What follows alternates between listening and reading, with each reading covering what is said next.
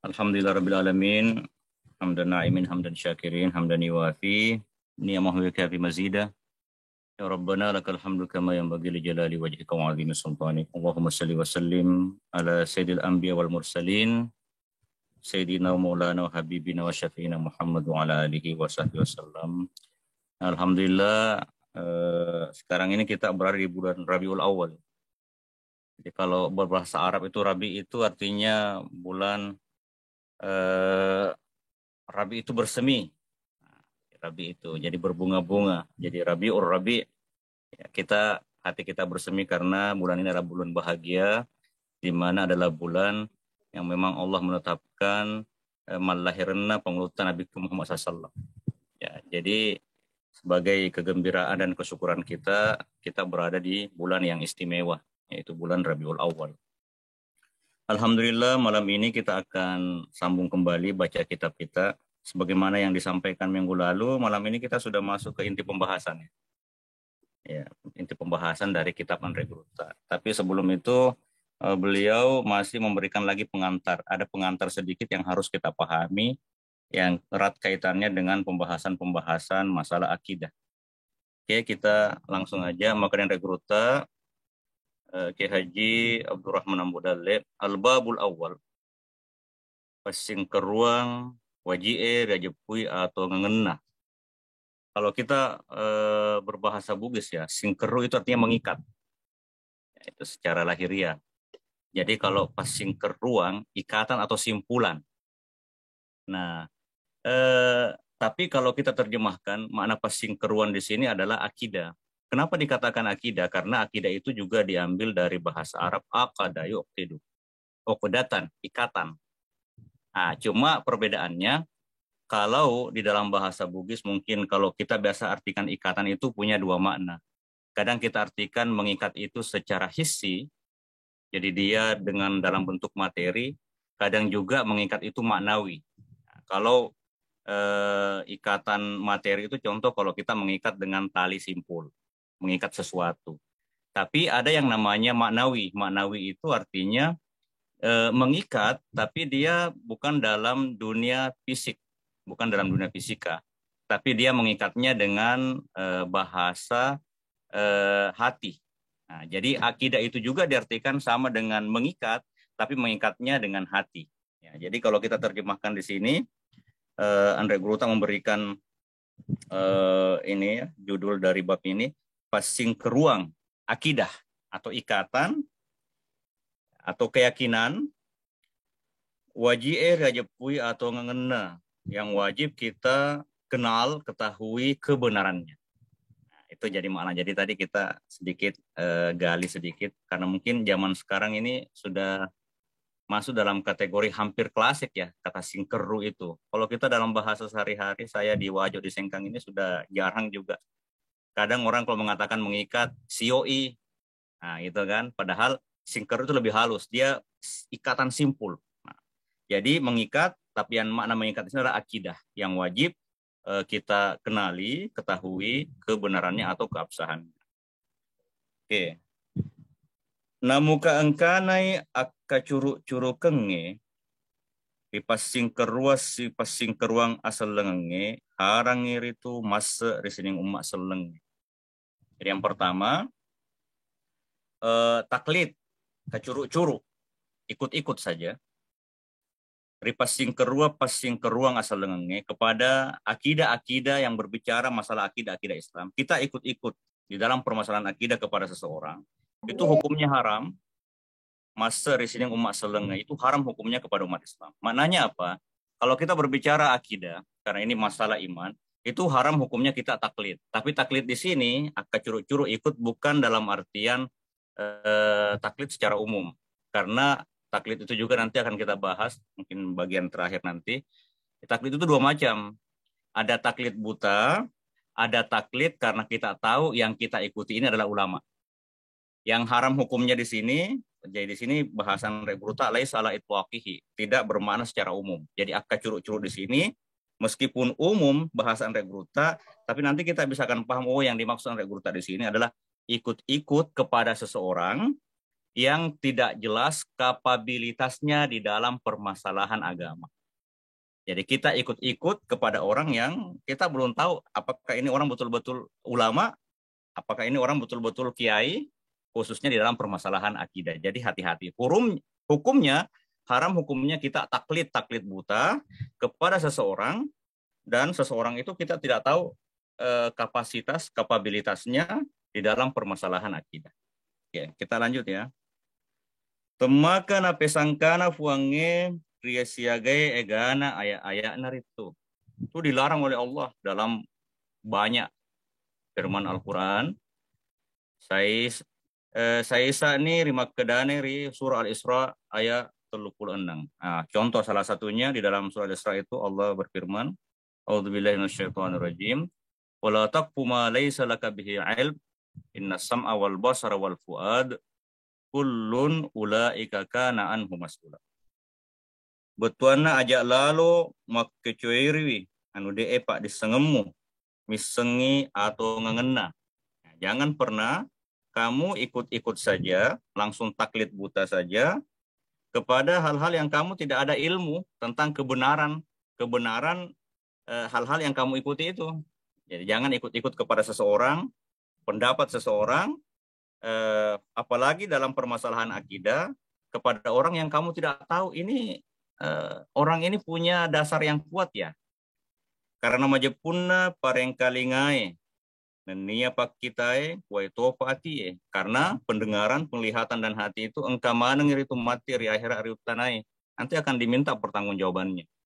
Jadi mata kita, pendengaran kita, hati kita itu semua nanti akan dimintai oleh Allah pertanggungjawaban di hari kemudian. Jadi inilah ayat jadi narekode memang gaga pak disengen na poler dalile nakli nani akli. Kemarin kita sudah bahas ya, dalil dua macam, ada dalil nakli, ada dalil akli. Dalil dari akal, ya, dari logika, ada dalil dari nakal, Al-Quran dengan hadis, ijma dengan kias. Nah, kalau memang sesuatu itu kita tidak tahu dasarnya, apakah dalilnya sumbernya dari dalil akal atau dalil nakal, nas Al-Quran hadis, mak jelo eri atau ngengena anak kecurie yang menunjukkan bahwa ini yang kita ikuti ini kepada pendapat seseorang ini benar adanya, majepu tatepan nih rigolongan to kacuru-curu Nah, kita akan masuk kepada golongan yang taklid buta. Jadi bukan mukallid secara umum ya, tapi taklid buta, khusus taklid buta, ikut-ikut kepada orang tanpa tahu ini orang siapa, mutamayengi mati ranaka pacalange, nanti akan dimasukkan ke dalam siksa api neraka. Dalilnya apa? Maka depuange surah Al-Mudassir ayat 42 145. Jadi Allah berfirman dalam surah Al-Mudassir, masalakakum fi saqar qalu lam naku minal musallin wa lam naku nut'imul miskin wa kunna nafudu mal khaidin. Betuanna aga putama kori ranaka saqar. Apa yang memasukkan kamu sampai kamu masuk ke neraka saqar? Di sini ada 3 hal. Jadi ada nanti neraka saqar itu ada 3 kategori dalam Al-Quran ini. Kalau orang masuk dalam 3 golongan ini, nah itu diberikan ancaman Allah akan disiksa di neraka saqar. Kedamanan itu orang yang masuk ke dalam neraka saqar nanti, wa na'udzubillah min dzalik, mereka menjawab, tangan kaki saya Thomas sempajang, karena kita tidak sembahyang. Jadi mana tidak sembahyang di sini, dia tahu salat itu wajib, tapi mungkin karena malas umpamanya. Berarti ini kesalehan pribadi. Tangan katoki panrei miskinnya, kita juga tidak masuk golongan yang suka memberi makan fakir miskin. Nah, ini berarti kesalehan sosial. Nah, jadi kalau kita ambil isyarinya, jadi Allah memberikan 2 contoh sempaja si bawa panre miskin, itu bisa kita artikan lebih luas lagi. Kesalehan pribadinya tidak bagus dan juga kesalehan sosialnya tidak bagus. Nenia pada engkatoi kacuru-curu, si bawah sini to kacuru-curu. Nah ini yang ketiga yang ada kaitannya dengan pembahasan kita. Dia juga masuk kepada golongan yang suka membeok saja, ikut-ikut saja kepada orang-orang yang ikut-ikut kepada pendapat seseorang yang tidak jelas asalnya, dasarnya, kapabilitasnya. Nah, jadi kita harus berhati-hati di dalam berpendapat atau di dalam meyakini satu akidah. Nah, jadi sini kita betul-betul harus berhati-hati di dalam berguru. Apalagi zaman sekarang ini, di zaman medsos, di YouTube itu terlalu banyak ya.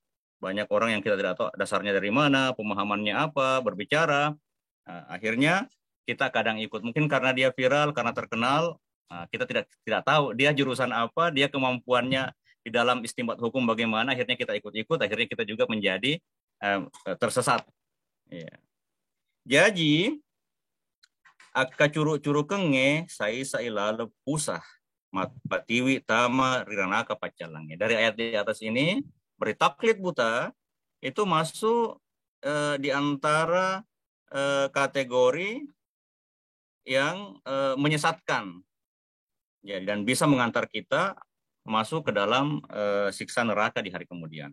Narimakuan nanaro naseri sinito tuntu engi apa sewang ripuange. Oleh karena itu, semua orang yang betul-betul ingin bertauhid, jadi ingin mengesahkan Allah dengan sebenar-benarnya, majepu naisesini passing kerua wajib.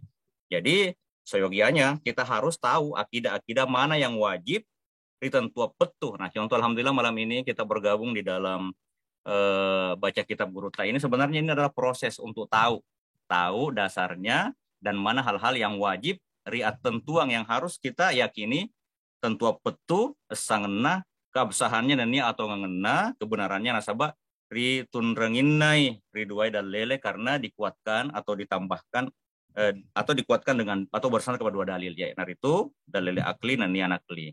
Jadi kita harus wajib dalam permasalahan akidah itu atau keyakinan-keyakinan kita harus ada sandaran pemahaman kita, akidah kita, sandaran dari dalil akli dan dalil nakli. Majepu salaman itu poleri akka curu-curu pengi insyaallah. Nah, dengan demikian insyaallah kita akan selamat dari kategori orang yang taklid buta.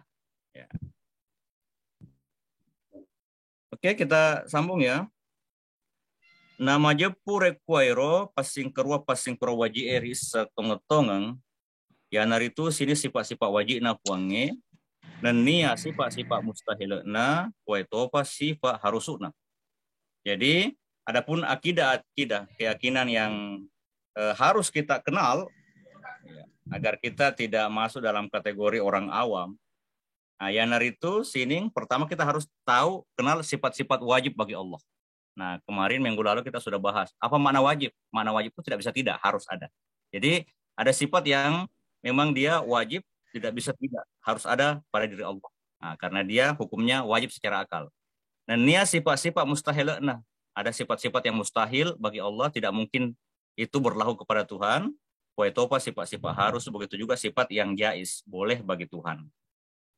Ya, jadi ada 3 golongan. Nariolo tenripanesana patungka jadi rufai sifat-sifat lolo dalilena. Sebelum kita katanya perjelas satu persatu sifat-sifat bersama dengan dalilnya. Masaro sitina aja rampe mana lebih riolo. Kita mungkin Andre Gurta mengatakan kita akan baca terlebih dahulu secara umum. Sebelum kita baca sifat-sifat wajib, saya mau bahas sedikit ya.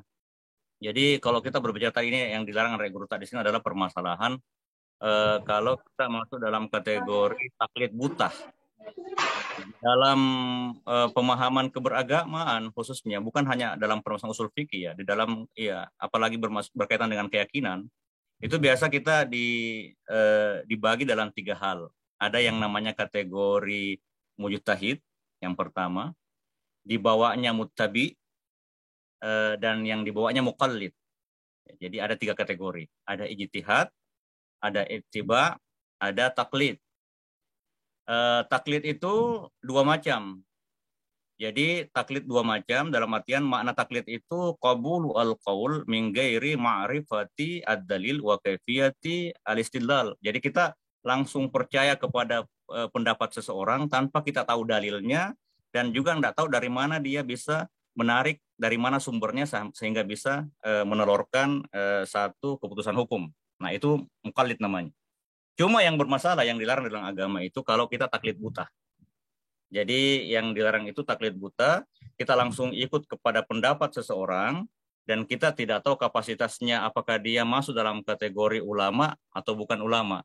Kalau memang kita yakin bahwa orang ini adalah seorang ulama, kapabilitasnya dan seorang ahli ijtihad, berarti kita bisa taklid. Tapi kalau kita tidak tahu kapabilitasnya, langsung ikut-ikut saja, nah ini yang berbahaya.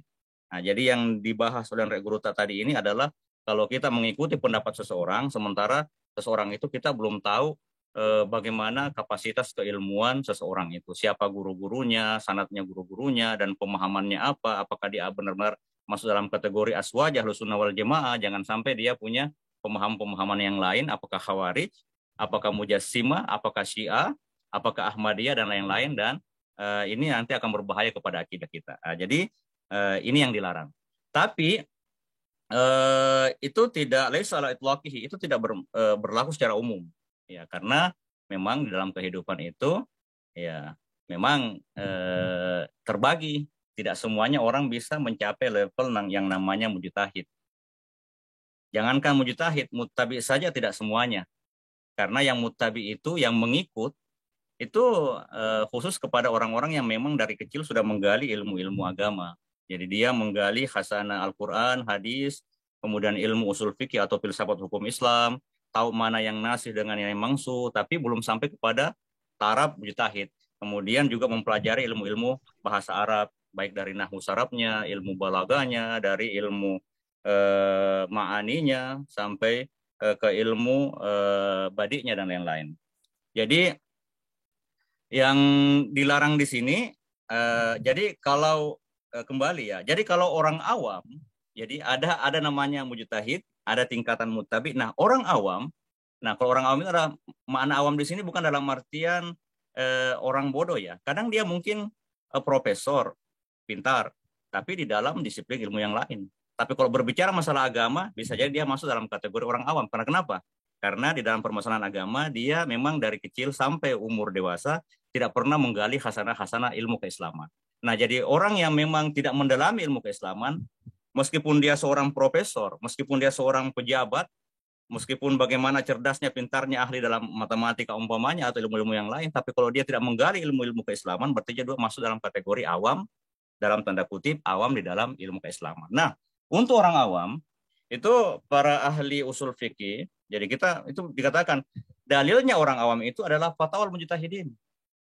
Jadi kalau orang awam itu dia tidak dituntut untuk harus langsung tahu apa dalilnya, tidak. Ya, karena memang itu butuh waktu yang panjang untuk bisa tahu dalil. Tahu dalil saja kalau tidak tahu istimbat dalil, cara menarik hukum prosesnya itu panjang juga prosesnya. Tak harus tahu mana yang nasih, mana yang mansuh, mana ayat yang sudah menghapus status hukumnya, mana ayat yang masih dibaca tapi status hukumnya sudah tidak berlaku.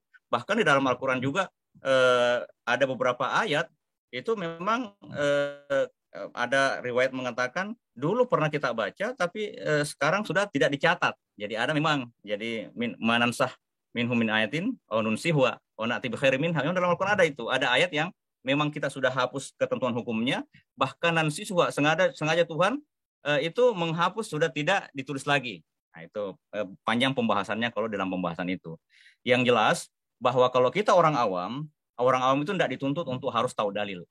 Tapi yang dituntut adalah tahu siapa ulama. Nah, inilah pentingnya. Harus tahu siapa ulama yang bisa diikuti, diperpegangi pendapatnya. Jadi ulama usul fikih itu sepakat. Jadi seperti Imam Al-Juwaini di dalam Al-Warakatnya, kemudian Imam Syafi'i di Al-Muwafaqat al-I'tisam itu semuanya sepakat ya bahwa al-ulama binisbati lil awam kadalil. Jadi ulama atau pendapat ulama itu bagi orang awam itu sama dengan dalil. Jadi orang awam itu tidak usah tahu apa dalilnya. Cukup kalau ulama sudah berfatwa, itulah dalil. Ya, ini khusus kepada orang awam. Tapi orang awam hanya dituntut untuk tahu apakah ini orang betul-betul ulama atau tidak. Kalau dia hafal Quran, kemudian hafal hadis, kemudian memang track recordnya menuntut ilmu agama mendalam, kajiannya juga bagus, nah insya Allah itu berarti masuk dalam kategori ulama. Ayatnya apa? Dalam Al-Quran kan memang jelas ya. Fas'alu ahla surah An-Nur ini. Fas'alu ahla dzikri in kuntum la ta'lamun. Untuk orang awam, tanya kepada ahlu dzikri. Mana ahlu dzikri di sini ya? Tanya kepada ulama, orang alim, in kuntum la ta'lamun, kalau ada masalah yang kamu tidak ketahui. Jadi tidak perlu dituntut orang awam itu untuk tahu dalilnya dan bagaimana cara menarik hukum sampai dapat dalil. Tapi kalau dia mampu naik derajat menjadi muttabi, makna muttabi apa? Di atasnya taklid. Ada yang namanya ittiba. Ittiba itu adalah qabulu qauli al-mujtahid. Kita terima pendapat orang, ma'rifati ad-dalil, tapi kita tahu oh dalilnya di sini. Jadi si fulan berpendapat ini hukumnya begini, tapi dalilnya begini. Oke. Kemudian wa ma'rifati kaifiyati al-istidlal. Kemudian dia tahu cara sehingga dalilnya bisa diambil. Contoh. Ulama waktu orang mengatakan, kita ambil satu contoh kasus ya, masalah fikih dulu. Contoh kasus masalah rokok. Ulama kan berbeda pendapat ya. Ada yang mengatakan rokok itu haram, ada yang mengatakan rokok itu makruh, ada yang mengatakan rokok itu mubah. Nah, contoh. Jadi kalau mubah ya tidak berdosa. Kalau makruh ya tidak berdosa juga. Tapi ya, kenapa dikatakan begitu? Karena dalilnya memang, nah ulama berbeda pendapat.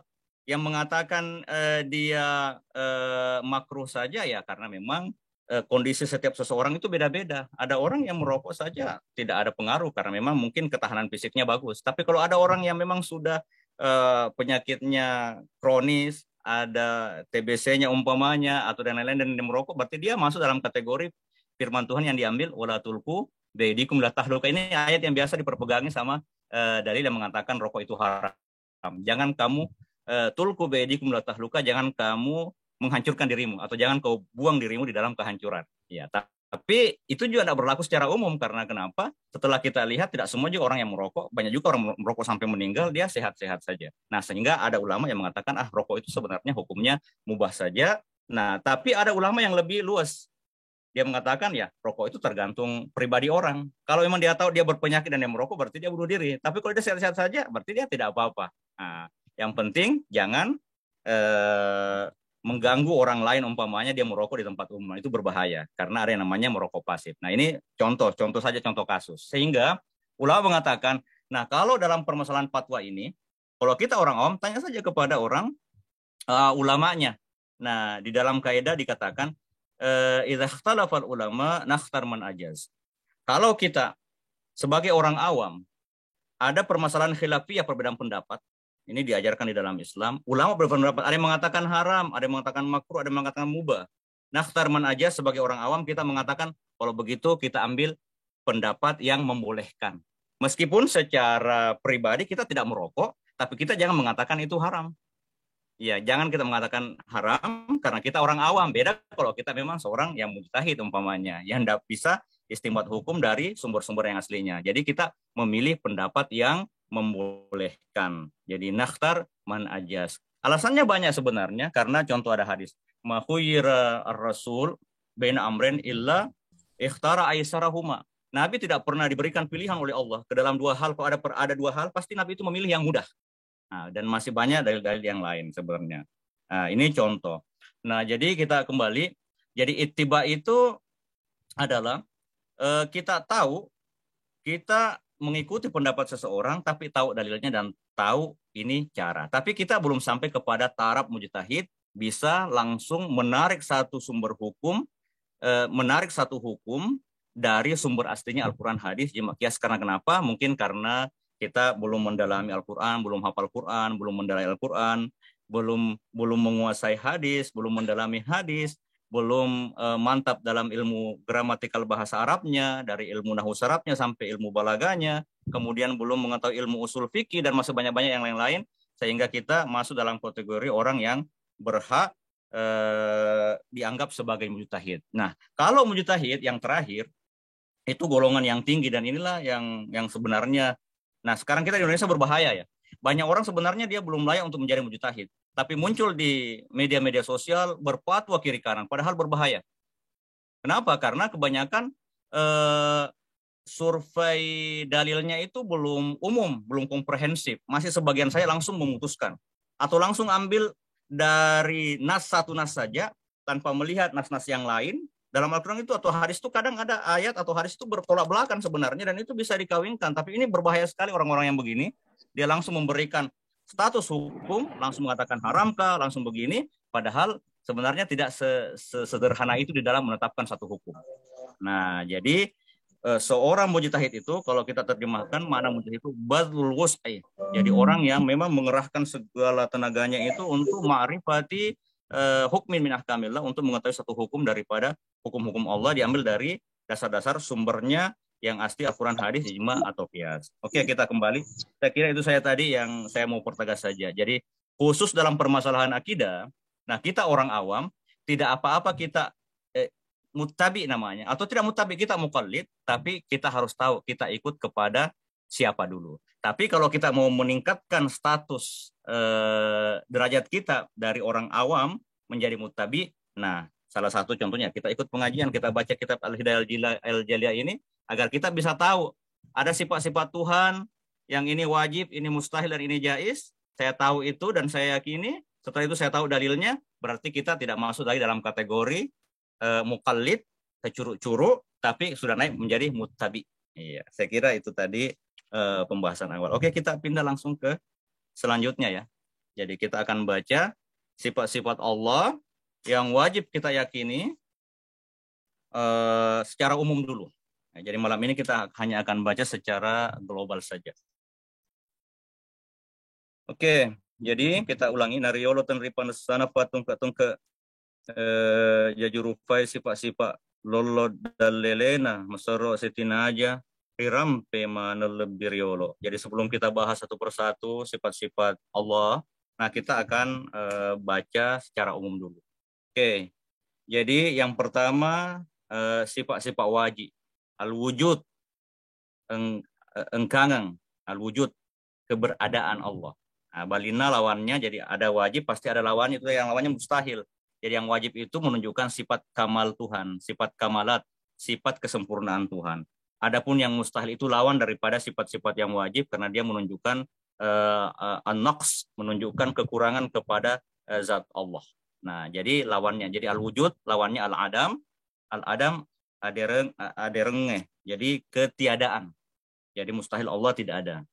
Yang kedua, al-qidam, diolongeng. Jadi Allah terdahulu, lawannya al-hudus, abarungeng, Allah baharu. Nah, itu mustahil.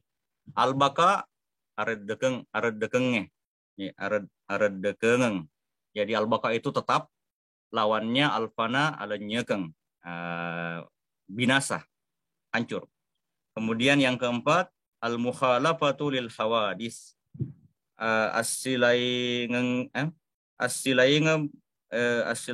barue. Jadi berbeda dengan yang baharu, lawannya al-mumasalatu lil hawadis, asyap padangeng barue. Sama dengan yang baharu. Terus yang kelima, al-qiyam bin nafsi, atau tonger riale, qiyam bin nafsi, berdiri sendiri, lawannya at-tahayyus ammalakenge. Jadi tergantung kepada yang lain. Nah, mustahil bagi Tuhan untuk tergantung.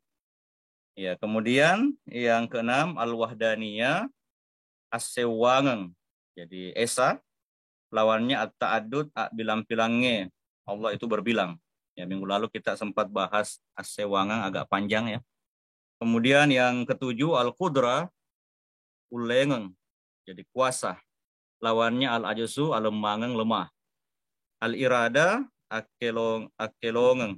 Jadi Allah itu punya keinginan. Masya Allah kan wa malam yashalam yakun. Apa yang diinginkan Allah pasti jadi. Apa yang tidak diinginkan, tidak diiradatkan, pasti tidak jadi. Nah, sekarang ini malam ini kita berkumpul dan kita membaca kitab bersama, itu sebenarnya sudah masuk dalam iradat Tuhan dan itu pasti jadi. Itu lawannya al-karaha, agak gae. Allah terpaksa. Jadi mustahil Allah terpaksa dalam melakukan sesuatu. Kemudian kesembilan al-ilmu isengeng. Jadi Tuhan itu punya sifat ilmu, lawannya al-jahlu, Tuhan itu punya sifat bodoh. Kemudian al-hayat atwongeng, Allah itu hidup, lawannya al-maut, mati. Kemudian Allah as-sam'u arengkalingai, Allah mendengar, lawannya as-sam'u atarungeng, tuli. Al-basaru akitae, Allah itu melihat, lawannya al-amyu abutangang, Allah itu buta. Yang terakhir, yang 13, al-kalam kadakadai. Jadi Allah itu berbicara, lawannya al-bakmu apepengeng. Jadi pepe, tidak berbicara atau bisu. Nah, ini tadi sifat wajib dan sifat mustahil. Nah, kita langsung tutup. Ada yang terakhir, Nayatosi sifat harusuna puange, adapun sifat jais boleh atau mungkin bagi Allah, yang itu fi'lu kulli mungkinin melaksanakan segala hal yang mungkin bagi Allah. Jadi nafegauna tungke makul lewe. Jadi Allah itu mengerjakan semua yang Allah boleh kerjakan. Betuanna nakelo eloriwi sininna baruwe koromai. Allah itu terserah Allah mau mengampakan sesuatu makhluknya yang baru ini. Pada apakangkae apa de mengadakan atau meniadakan apa tuoe apa matewe menghidupkan mematikan apa sogie apa kasia-sie mengayakan seseorang atau memiskinkan seseorang. Nah, nia rilener itu sinina sifat-sifat nabarwe dan yang lain semua hal-hal yang berkaitan dengan sifat-sifat yang dimiliki yang baharu. Mana yang baharu di sini adalah segala sesuatu selain Allah. Jadi karena hanya Allah yang qadim, adapun segala sesuatu atau al-alam kullu ma siwallah itu semuanya baharu, dikatakan baharu, dia dari tidak ada menjadi ada. Ya, dari kalau kita baca tadi di sini dari sifat wajibnya saja Allah itu sebenarnya kita bisa bagi dalam 3 kategori. Jadi ada yang namanya sifat wujudiyah, itu al-wujud, ada. Nah, kemudian ada yang namanya sifat salbiyah. Nah, sifat salbiyah itu 5. Al-qidamu, al-baqa, al-mukhalafatu lil hawadis, al-qiyamu binafsihi, al-wahdaniyah. Al-qidam Allah terdahulu, kalau terdahulu pasti dia akan abadi selamanya. Allah berbeda dengan segala yang baharu, Allah berdiri sendiri, tidak tergantung kepada yang lain, dan Allah itu esa, ini namanya sifat salbiyah. Kenapa dikatakan sifat salbiyah? Karena bahasa salbi itu artinya menafikan. Apa dinafikan? Menafikan semua sifat-sifat kekurangan lawan daripada 5 tadi ini. Nah, itu yang sudah kita baca tadi. Nah, kalau terdahulu pasti lawannya baharu. Nah, ini dinafikan. Makanya dikatakan dengan nama sifat salbiyah atau sifat tanzihiyah, sifat mensucikan Tuhan. Kemudian ada 7 lagi sifat di bawahnya, namanya sifat ma'ani. Nah, jadi al-qudrah, al-irada, al-ilmu, al-hayat, as-sam'u, al-basar, al-kalam, itu namanya sifat ma'ani. Apa makna ma'ani? Makna ma'ani itu adalah idafatu ma'nan fi dzat. Jadi Allah itu menambahkan arti di dalam zat. Jadi makna ma'ani di sini dia subut ya, menetapkan ada sifat kesempurnaan pada diri zat. Jadi biasa kalau dalam mutakalim itu ada yang mengatakan bahwa zat itu bukan sifat. Ya, zat itu lain zat, lain sifat. Tapi sifat itu tidak mungkin dia bisa ada kalau tidak ada juga zat. Ya, jadi zat itu berbeda dengan sifat, tapi sifat tidak mungkin ada kalau tidak ada zat. Ya, jadi tidak bisa dipisahkan. Makanya kalau sifat ma'ani itu, makna ma'ani adalah sifat wujudiyah, sifat ada, subutiyah, qaimatun bidzatihi ta'ala, yang berdiri di atas zat Tuhan. Contoh, Tuhan itu ada zatnya. Nah, zat Tuhan itu ada sifat kudrat, ada sifat iradat. Kudrat, maha kuasa, melaksanakan semua yang telah diinginkan Tuhan. Iradat, memilih sesuatu ini ada atau tidak ada, ini harus mati atau ini ukurannya kapan, ini kapan dia ada, ya kan? Kemudian ada sifat ilmu, sifat inkisyaf, mana ilmu itu yang mengetahui segala sesuatu. Ada al-hayat, sifat hidup. Dari 7 sifat ma'ani ini, inti daripada sifat adalah al-hayat, hidup. Kenapa dikatakan dia inti sifat daripada ma'ani? Kalau dia tidak hidup, apakah bisa punya ilmu? Apakah bisa punya keinginan? Apakah bisa punya kekuasaan? Apakah bisa berbicara? Apakah bisa mendengar dan melihat? Tentu tidak. Nah, jadi al-hayat itu sebenarnya inti daripada sifat ma'ani. Nah, sama dengan manusia. Kita bisa berbicara, bisa mendengar, bisa memahami, bisa berkeinginan, bisa berkehendak dan membuat sesuatu karena kita ada sifat al-hayat di dalam diri kita. Hanya perbedaannya, meskipun semua tadi sifat-sifat ma'ani ini agak mirip dengan manusia, ya karena kita juga manusia punya al-hayat, punya al-ilmu, punya iradat, punya kudrat, punya asam al-basal kalam, tapi sifat yang melekat kepada zat kita itu berbeda dengan sifat yang melekat pada diri Allah.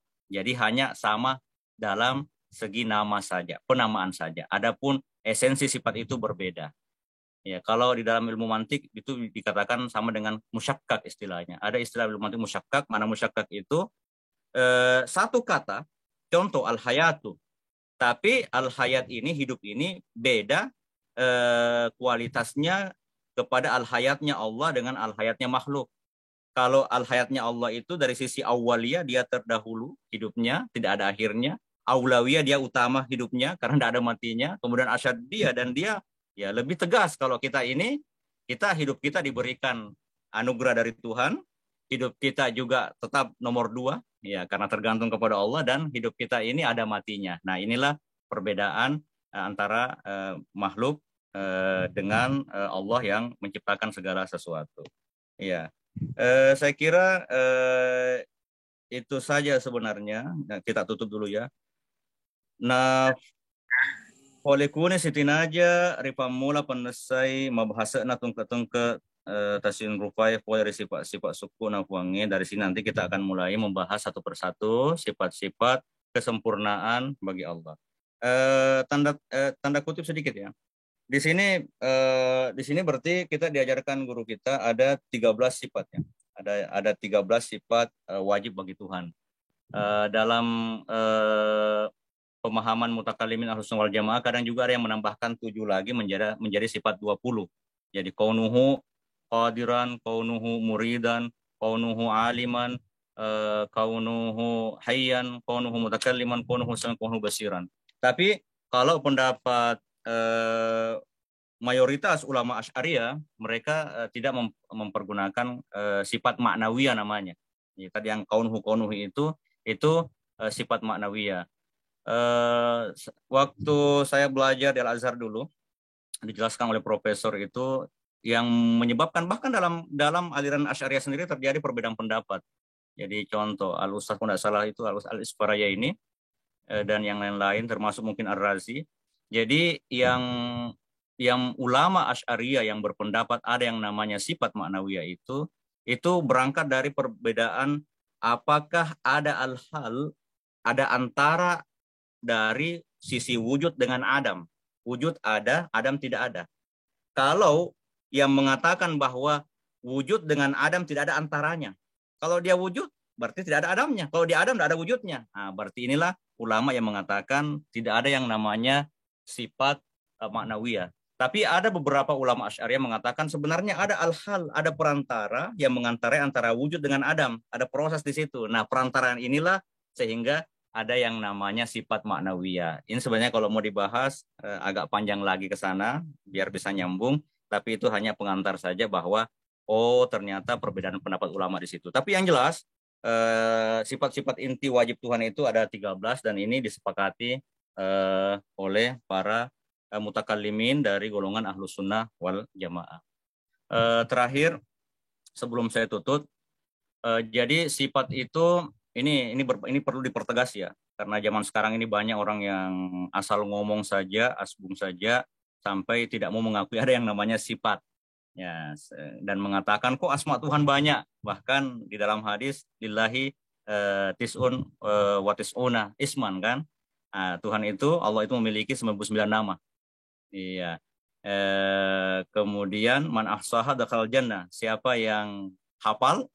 Nah, ini berbeda pendapat lagi pemahamannya. Apakah dihafal saja atau siapa yang meniru nama-nama Tuhan yang baik, dia masuk surga. Atau siapa meyakini dan berusaha untuk takhallaku bi akhlaqillah dengan meniru nama-nama Tuhan yang pemurah, yang pengasih, yang penyayang, berarti nanti dia dakhala jannah, masuk ke dalam surga. Sebenarnya sifat itu lebih besar daripada nama, meskipun di dalam hadis dan di dalam istimbat ulama-ulama itu mengatakan nama Allah itu banyak, bahkan kalau ditemukan secara tauqifi ada nasnya itu 99.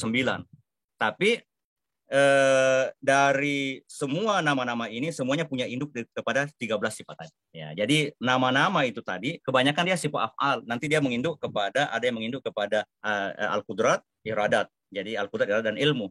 Nah, sehingga meskipun banyak nama-nama tapi sebenarnya semuanya menginduk kepada 13 sifat ini.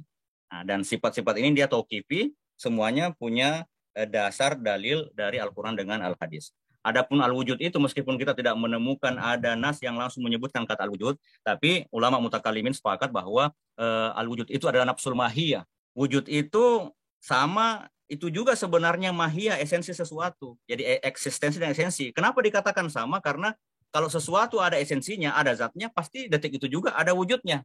Jadi antara wujud dengan zat atau mahiyah, hakikat sesuatu itu juga sebenarnya wujud. Nah, makanya di dalam Al-Qur'an kalau umpamanya sudah banyak yang menyebutkan ini wajhullah, zat Allah, punya sifat-sifat, berarti secara otomatis pasti ada wujudnya, karena tidak mungkin ada zatnya dan sifat-sifatnya kalau dia tidak punya wujud. Iya, saya kira cukup itu aja dulu pengantar kita malam ini. Insya Allah narekum ke ya umur yang panjang, tanah corona beri Allah Ta'ala, kita bisa sambung lagi di pertemuan-pertemuan yang akan datang. Lebih dan kurangnya mohon dimaafkan. Saya kembalikan kepada Andre Guruta Andi Taufik. Assalamualaikum warahmatullahi wabarakatuh.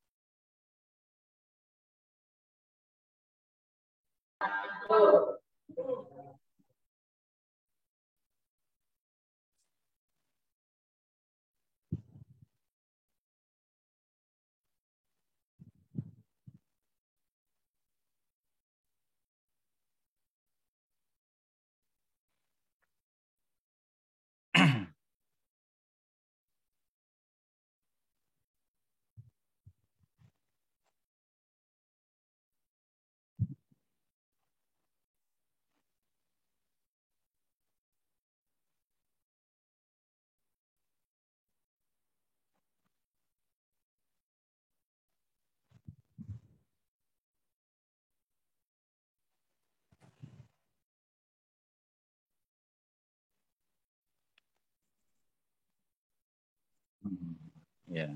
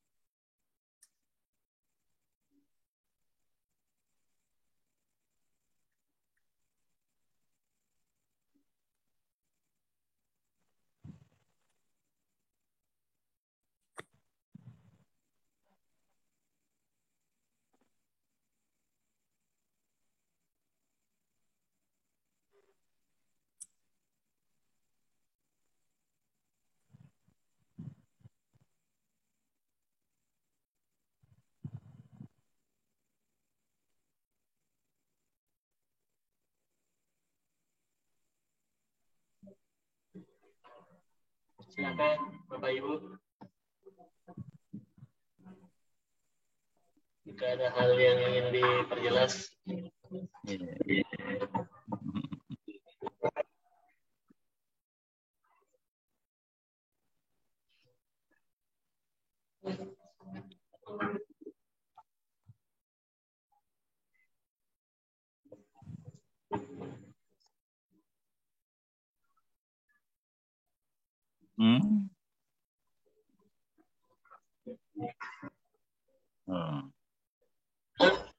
Ada Asrul dari Kolaka ini. Ya, mohon maaf sebelumnya karena secara elektronik sedang ada kendala teknis, jadi ya tidak apa-apa. Ya, silakan jika Bapak Ibu ada yang ingin diperjelas sama Anda Guruta, dengan senang hati dipersilahkan. Ada Ustadz Risa, ada yang mau ditanyakan?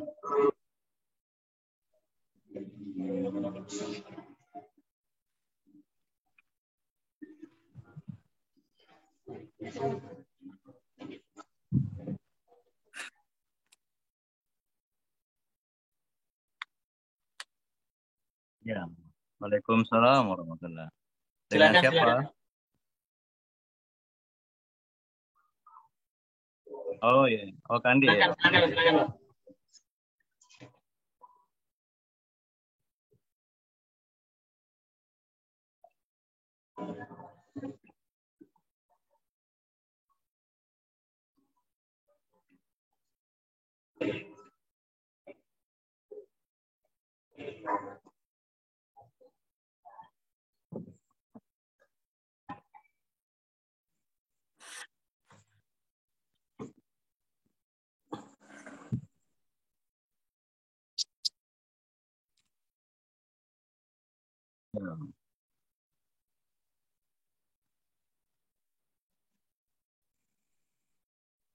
Oh, iya.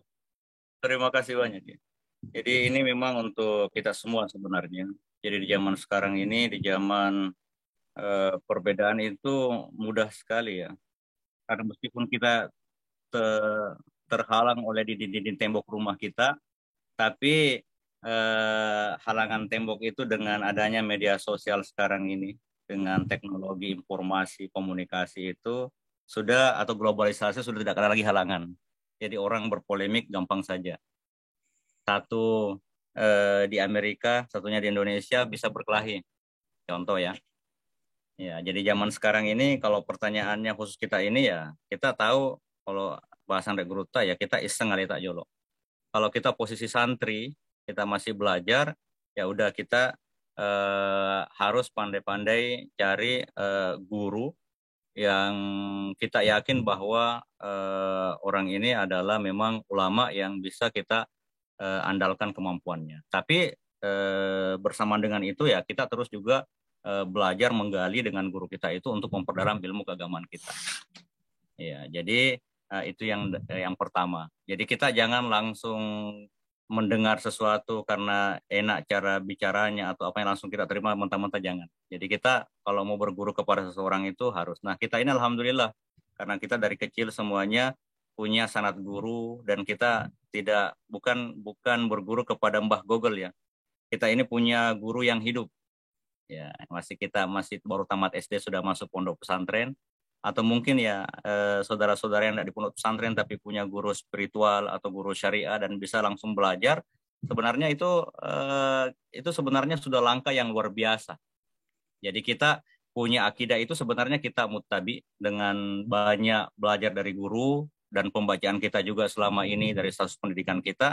Sebenarnya kita sudah terangkat dari ranah mukallid menjadi muttabi karena rata-rata amalan-amalan baik dari masalah akidah masuk kepada masalah